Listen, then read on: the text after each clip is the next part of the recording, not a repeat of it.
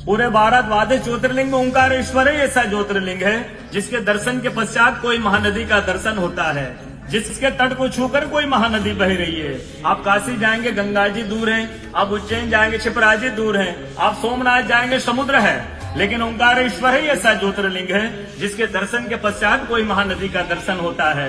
वो महानदी है रुद्रदेहाय विद्महे मैं कलकन्याज धीमहि तन्नो नर्मदा प्रचोदयात्। भगवान शंकर की देह से पसीने के बूंद से निकली है माँ नर्मदा।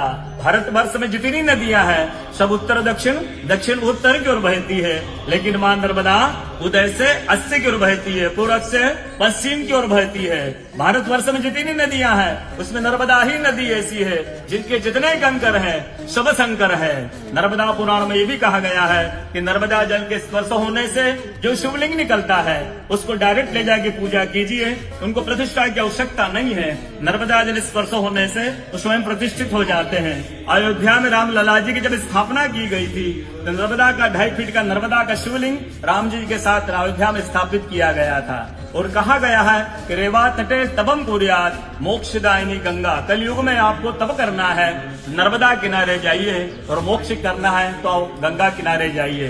रेवा तटे तपम कुर्यात् मोक्षदायिनी गंगा।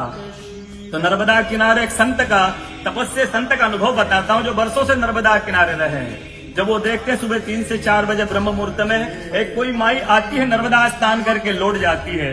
संतों को जिज्ञासा हुई कि मैं वर्षों से इस माँ को देख रहा हूँ नर्मदा स्नान करके लौट जाती है। संत ने कहा कि कल मैं माँ से पूछूंगा स्नान करके लौटेगी। वो माई सुबह 3 से 4 बजे ब्रह्म मुहूर्त में स्नान करके लौट रही थी। संत ने देखा माँ स्नान करके लौट रही है। संत दौड़ते गए माँ को साष्टांग दंडवत प्रणाम करके पूछा है माँ मैं वर्षों से आपको देख रहा हूँ, अब नर्मदा स्नान करके लौट जाती है, माँ अपना परिचय दीजिए। तो माँ अपना परिचय देती है मैं गंगा हूँ, कलयुग में शुद्धिकरण के लिए नर्मदा स्नान करने के लिए आती हूँ।